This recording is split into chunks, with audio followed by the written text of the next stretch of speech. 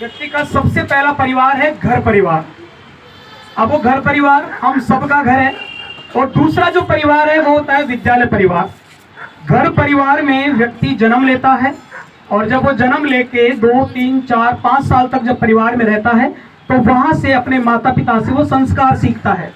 और संस्कारों को जीवित रखने के लिए कि उसके वो संस्कार की मरते दम तक वो संस्कार लाइफ टाइम उसके जीवित रहे, वो संस्कार उसके जीवन में काम आते रहें, उन संस्कारों को जिंदा रखने के लिए उस व्यक्ति को ज्ञान की जरूरत पड़ती है।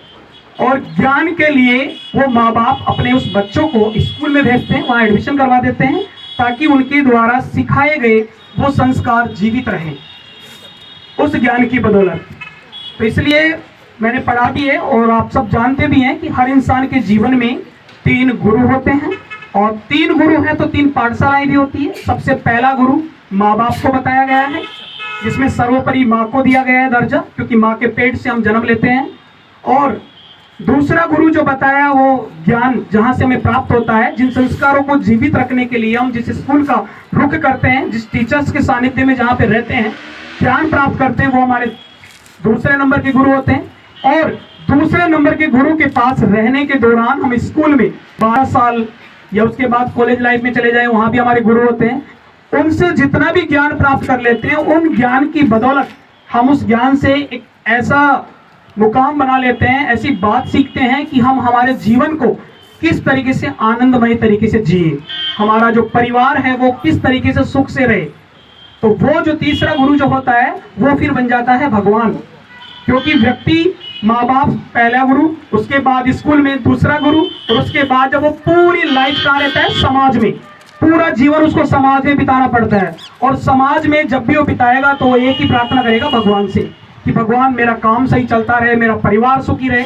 इसलिए व्यक्ति के जीवन में 3 गुरु हैं और 3 गुरु हैं तो 3 पाठशालाएं भी है। सबसे पहली पाठशाला जहाँ से हम संस्कार सीखते हैं, अर्थात हमारा पहला विद्यालय जो होता है वो होता है परिवार। और परिवार के बाद दूसरा विद्यालय जो है वो स्कूल, और तीसरा जो विद्यालय वो है हमारा समाज, कि हमारा समाज रिजल्ट देता है। अगर हम बुरे कर्म करेंगे तो समाज हमें बुरा बताएंगे, वही हमारा परिणाम है। जिस प्रकार से स्कूल में यदि हम पढ़ाई ढंग से नहीं करेंगे तो हमारा रिजल्ट आता है ना, कोई फर्स्ट डिवीजन आएगा, कोई सेकंड डिवीजन आएगा, कोई थर्ड डिवीजन आएगा, कोई सप्लीमेंट्री में आ जाता है। तो ये क्या है, ये हम पूरी साल जो हमने मेहनत की उसका परिणाम है। और सेम ऐसी मेहनत का परिणाम हमारा स्कूल के बाद समाज देता है, हमें समाज हमारा रिजल्ट देता है। अगर हम समाज में जिंदा व्यक्ति हैं और समाज में काम कर रहे हैं तो उस काम करने के दौरान यदि हमारा कर्तव्य मार्ग सही है और हम सही काम कर रहे हैं तो हमारा समाज हमारा गुणगान करेगा, हमें हमेशा याद करेगा, समाज से हमें अच्छाइयाँ मिलेगी, समाज हमारी प्रशंसा करेगा। और हम जो हमारी प्रशंसा संसार समाज से जो हमें मिल रही है, बस वही हमारा अच्छा कर्म है, वही हमारा अच्छा कर्म है। मेन बात आज के इस कार्यक्रम पे आता हूँ। आज का कार्यक्रम विदाई समारोह। विदाई समारोह हर व्यक्ति के जीवन में वैसे देखा जाए तो 3 प्रकार की विदाइयाँ होती है। पहली विदाई जब बच्चा स्कूल में आता है तो वहाँ से जब वो उच्चतम कक्षा पास करता है तो वो उसकी विदाई है। जैसे कि आज हम मना रहे हैं, जब आपका ज्ञान झलकेगा, उनको पता चलेगा तो वो अपने आप आपसे पूछेंगे कहाँ पढ़े थे। तो जैसे आपसे पूछेंगे आप अपनी पुरानी स्कूल का नाम बताओगे, जैसे कि आप कहोगे सरस्वती बाल निकेतन स्कूल में, तो उनके दिमाग में वो सारी बातें आ जाएंगी। सरस्वती बाल निकेतन स्कूल, विनोद जी सर, वहाँ का स्टाफ, बच्चे सब, क्योंकि हर स्कूल वाला कौन सी स्कूल में कौन पढ़ा रहा है या किसकी स्कूल है सब जानते हैं। तो ये हमारे संस्कार कहलाते हैं। तो मैं कहना चाहूँगा विदाई, जो पहली विदाई वो स्कूल से पढ़ने के दौरान पास होती है। दूसरी विदाई जैसे कि लड़कियां होती है और जब उनकी शादी होती है तो वो भी एक विदाई है। लेकिन शादी होने के बाद उसकी विदाई जो परिवार से होती है, उसका घर परिवार, उसके माँ बाप जब उसको विदा करते हैं, क्यों विदा करते हैं? आज हम आपको विदा कर रहे हैं। क्यों विदा कर रहे हैं? कि आप आने वाली क्लास जिस भी स्कूल में पढ़े वहां पे इस स्कूल का नाम हो। ऐसे एक परिवार जब एक बेटी को विदा करता है तो वो विदा इसलिए करता है कि ये जैसे ही दूसरे परिवार में जाए, अर्थात ससुराल में जाए, तो वहां पे वो अपने पियर पक्ष यानी उसका जो परिवार है उसकी याद आए। कब याद आएगी? जब आपके संस्कार जो परिवार से मिले और आपको ज्ञान जो स्कूल से मिला, उस ज्ञान और उन संस्कारों को मिलाकर आप अपने ससुराल में अच्छा काम करेंगे, वहां लोग आपकी प्रशंसा करेंगे, तो अपने आप ही आपके परिवार को अच्छा बताएंगे। तो कहने का मतलब विदाई समारोह जो होता है उसमें दोनों ही भाव उत्पन्न होते हैं, क्योंकि खुशी हमें इस बात की है कि आप आगे जाएंगे और हम भी यही चाहते हैं कि आप भविष्य की वो ऊंचाइयां छुएं जिस मुकाम के लिए आप पढ़ाई कर रहे हैं। दूसरी बात, दुख इस बात का होता है कि साल भर तक जो स्टूडेंट हमारे साथ रहे हैं उनको हम जिनको रोजाना हम देखते थे, हमसे मिलते थे, मस्ती करते थे, शैतानियां करते थे, वो शैतानी अब कहां से करेंगे? तो दुख इस बात का होता है। लेकिन दुख के साथ साथ जो खुशी के साथ साथ जो गम को भी स्वीकार करता है, असली जीवन वही जीता है। क्योंकि जीवन का मतलब होता है live in fully enjoy, LIFE। जीवन का मतलब है लिव इन फुली एंजॉय, अर्थात पूरे आनंद में रहो। बहुत लोगों को कहना होता है कि जिंदगी जी रहा हूं, कुछ लोग कहते हैं नहीं जिंदगी को काट रहा हूं। तो स्कूल जो होता है वहां पे हम पढ़ने के बाद जब निकलते हैं तो हम जिंदगी जीना सीखते हैं, जिंदगी काटना नहीं। जिंदगी वो इंसान काटता है जिसको या तो माँ बाप से अच्छे संस्कार नहीं मिले, और माँ बाप से यदि अच्छे संस्कार मिल भी गए हैं तो स्कूल में आने के बाद वो रेगुलर स्कूल नहीं आया, पढ़ाई नहीं की, छुट्टियां बहुत की, स्कूल आया नहीं, घर से निकला लेकिन वापस घर गया तब तक न जाने स्कूल से बाहर कहाँ रहा। तो वहां पे उस व्यक्ति का जीवन काटने वाला हो जाता है। जब भी कोई पूछता है तो यही बोलता है जिंदगी काट रहा हूं, जी नहीं रहा। जिंदगी जीना सिखाती है स्कूल, जिंदगी जीना सिखाते हैं हमारे माँ बाप से मिले हमारे संस्कार, टीचर से मिला हमारा ज्ञान, ये सब हमें जिंदगी जीना सिखाते हैं। तो मैं तो यही कहना चाहूंगा कि आप यहां से जाएं तो जितने दिन इस स्कूल में आपने कुछ सीखा, वो सीखी हुई बातें आप आगे काम में लें।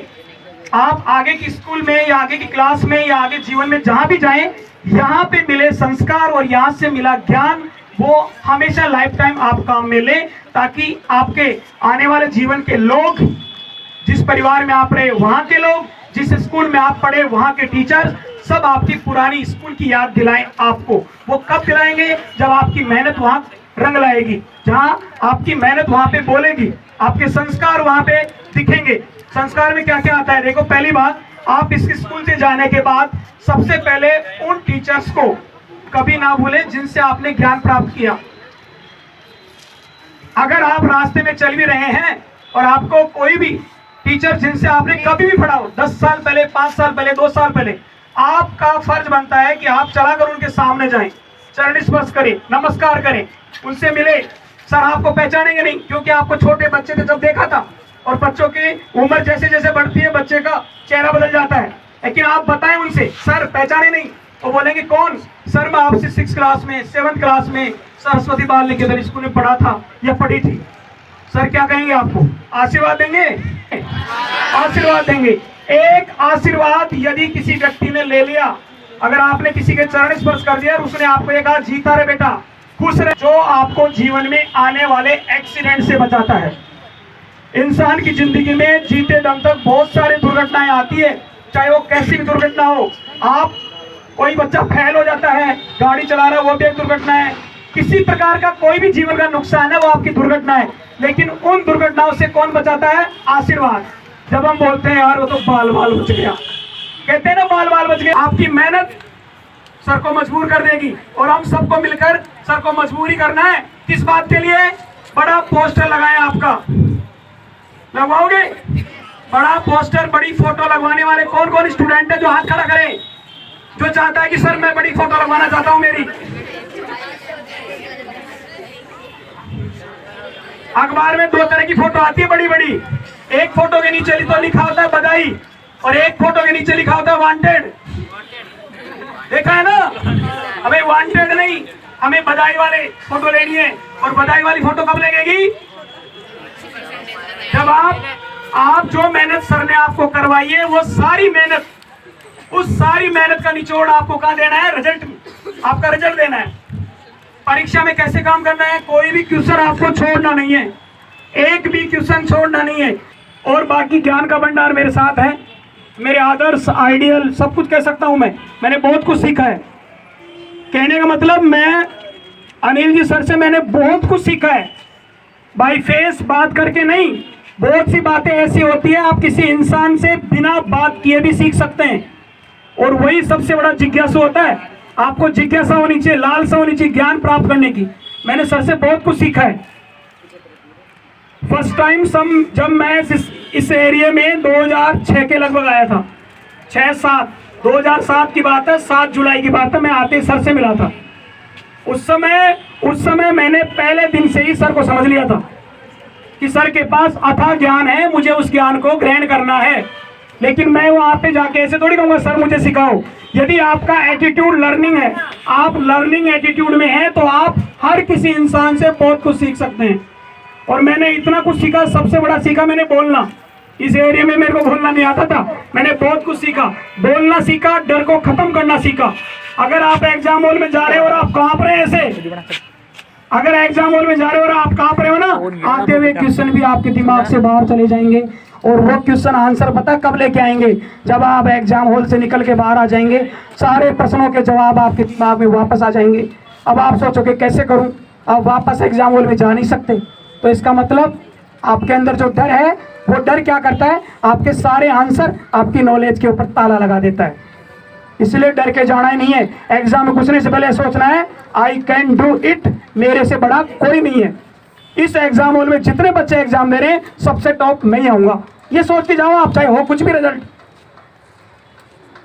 इसी बात के साथ मैं अपनी बात को विराम देता हूं, और बाकी मैं एक बार दिल से सर को प्रणाम करता हूं।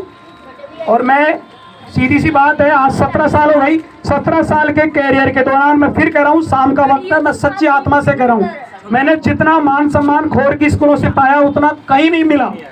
और सबसे ज्यादा मान सम्मान मिला मुझे सरस्वती स्कूल से।